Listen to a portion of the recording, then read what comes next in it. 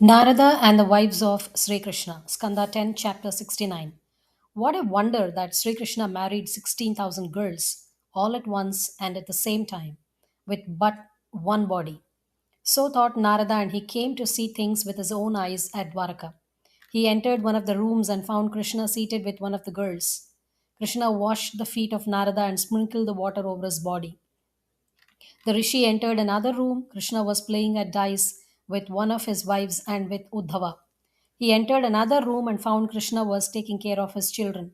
So he entered room after room. Krishna was either bathing or making preparations for the sacrifice, or feeding brahmanas, or making recitals of Gayatri, or riding, or driving, or taking counsel of ministers, or making gifts, or hearing recitals of sacred books.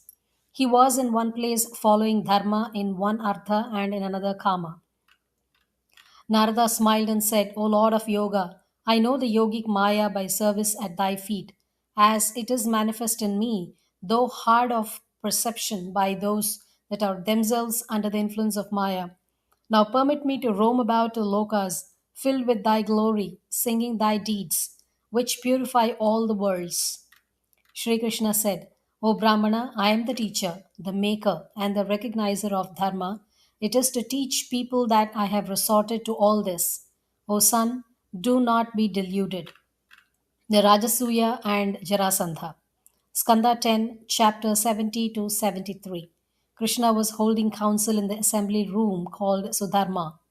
A Brahmana came as a messenger from the Rajas, who had been imprisoned by Jarasandha and confined in a hill fort.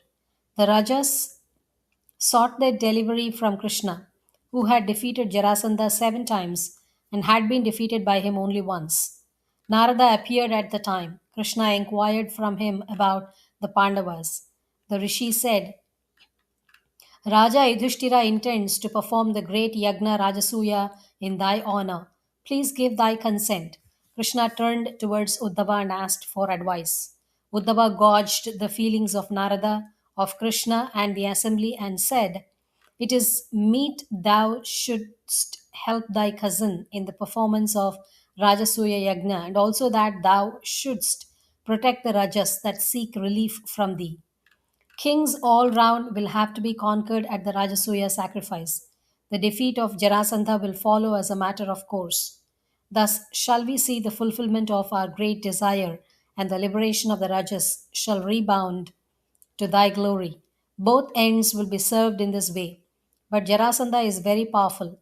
He should not be fought with while at the head of his large army. Bhima is equal to him in strength. Let him fight singly with Jarasandha. That king does not refuse any prayer of Brahmanas. Let Bhima ask for single combat in the disguise of a Brahmana. Surely that son of Pandu will kill him in thy presence. Krishna gave kind assurances to the messenger of the captive kings and left for Hastinapura. The Pandavas vied with one another in showing respectful love to Krishna, and Arjuna delivered up the Khandava forest to Agni and liberated Maya. In return for this kindness, Maya made the magical assembly ground for the yagna.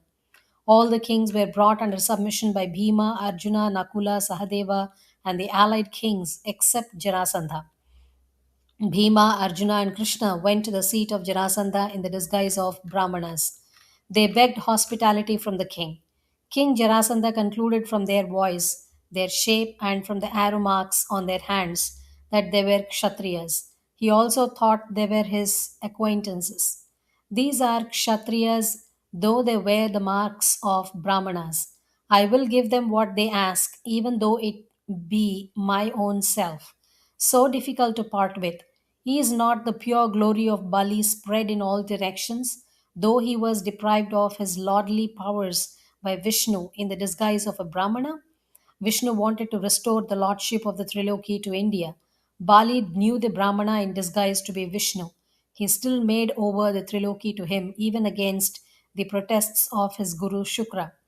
His this body of a kshatriya, frail as it is, what purpose will it serve if wide fame is not acquired by means of it for the sake of a Brahmana?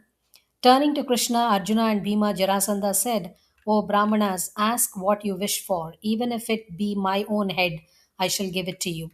Krishna replied, "Give us a single combat, if you please, O king.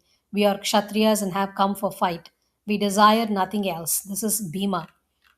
This is his brother Arjuna. Know me to be their cousin Krishna, thy enemy. The king of Magadha broke out in loud laughter. In anger, he then exclaimed, "O fools, I will give you a fight then, but thou art a coward. Thou didst run away from Mathura and didst take shelter in the sea. This Arjuna is not my equal in age. He is not very strong. He is unlike me in his body. So he cannot be my rival. This Bhima is my match in strength." So saying, he gave one club to Bhima and took one himself. The two heroes fought outside the town. The fight was a drawn one. Krishna knew about the birth, death, and life of Jarasandha. He thought in his mind about the joining together by the Rakshasa woman Jara. The legend is that Jarasandha was born divided in two halves, which were put together by the Rakshasa woman Jara. Krishna took a branch in his hand and tore it asunder. Bhima took the hint. He put his foot on one of the legs of Jarasandha and took the other in his hand and tore asunder the body in two equal parts. Krishna placed Sahadeva, the son of Jarasandha, on the throne of Magadha. He then liberated the kings who had been imprisoned by Jarasandha. They were 20,800 in number. They saw Krishna with four hands and with all the divine attributes. Their eyes, tongues, and noses all fed upon him, as it were, and their hands were stretched forth to receive him. They all fell at the feet of Krishna and began to adore him. We do not blame the king of Magadha, O Lord. It is by thy favor that kings are deprived of their thrones. Humbled, we remember thy feet. We do not long for any kingdom in this life, nor do we care for the fruits of good works after death. Tell us that which will keep the recollection of thy feet ever fresh in this life. Sri Krishna replied, "From this day forward, let your devotion towards me, the Lord of all, be made firm and fixed. Your resolve is commendable. It is true as you say that riches and power turn the heads of princes. Look at Haihaya, Nahushavena, Ravana, Naraka, and others.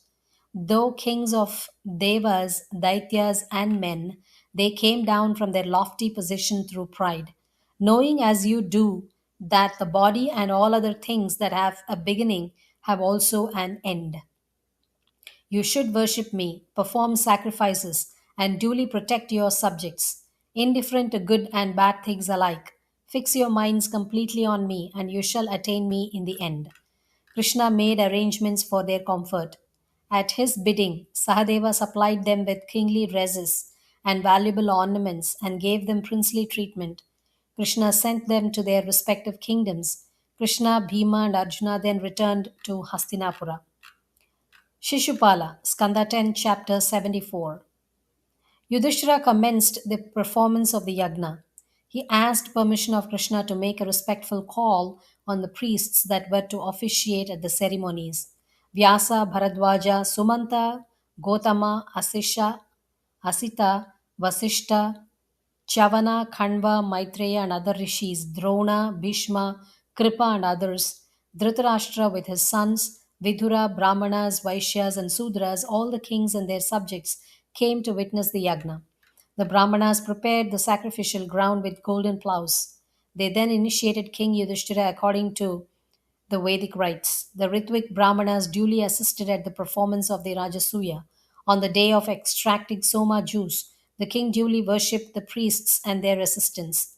Then the time came for worshipping those that were present at the assembly. Now, who was to be worshipped first? There were many headmen present, and the members consulted with one another as to who deserved to get the first offering, but they could not come to a decision. Sahadeva then addressed the meeting thus: Sri Krishna, the Lord of the Sattvats, deserves the first place. All the devas, time, space, wealth, and all else are but himself. He is the soul of the universe. He is the essence of all sacrifices, the sacrificial fire, the sacrificial offerings, and mantras, Sankhya, and Yoga. All relate to him. He is the one without a second. Alone, he creates, preserves, and destroys. By his favor, Men make various performances, and from him they attain the fruits of those performances. Give the first welcome offering of respect to that great Krishna. All beings and even self shall be honored by this. Krishna is the soul of all beings. All differences vanish before him. All good people approved of the proposal of Sahadeva. Raja Yudhishthira washed the feet of Krishna and sprinkled the water over his own head and that of his relatives. He then made valuable offerings to him. All people saluted Krishna, saying Namas and Jaya, and flowers rained over his head. Shishupala could not bear all this. He stood up in the midst of the assembly and thus gave vent to his feelings. True is the saying that time is hard to overcome. Or how could even old men be led away by the words of a boy? You leaders of the assembly know best what are the relative merits of all. Do not endorse the words of a boy that Krishna deserves to get the first welcome offering of respect. Here are great rishis fixed on Brahma, great in asceticism, wisdom, and religious practices, adored even by the Lokapalas, their impurities all completely removed by divine perception. Overstepping them all, how could this cowherd boy, the disgrace of his family, deserve to be worshipped, as if the crow deserves to get the sacrificial oblation? Sridhara explains the shloka and the following ones as a veiled adoration of Sri Krishna. Gopala is the protector of Vedas, of the earth, and of the others.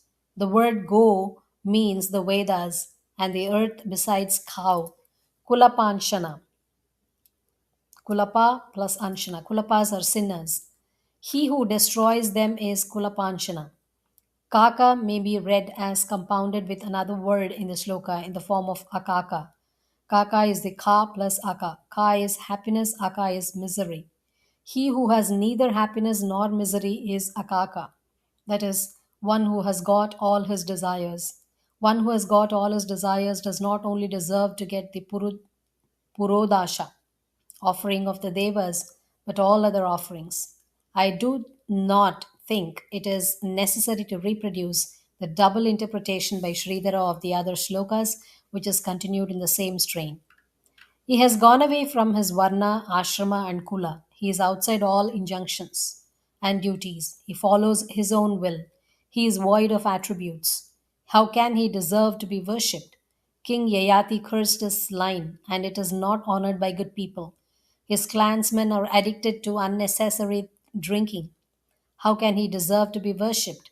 They left the lands where rishis dwell and made their fort on the sea. Moreover, they oppress their subjects like robbers.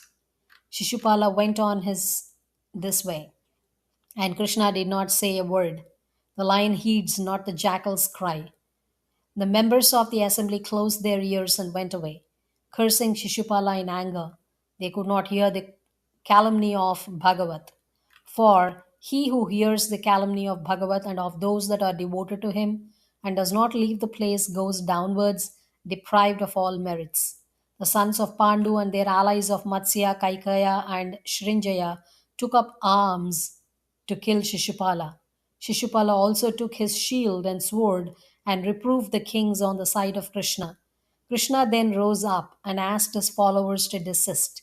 He cut off the head of Shishupala with the chakra. A flame like the glowing meteor rose from the body of Shishupala and entered Sri Krishna. For 3 births, Shishupala had constantly followed Vishnu in enmity. By this constant, though hostile meditation, he attained the state of that he meditated upon. The readers are reminded here of the story of Jaya and Vijaya, the gatekeepers of Vishnu in Vaikuntha. The Rajasuya sacrifice came to a close. Raja Yudhishthira performed the bathing ceremony enjoined at the close of a sacrifice.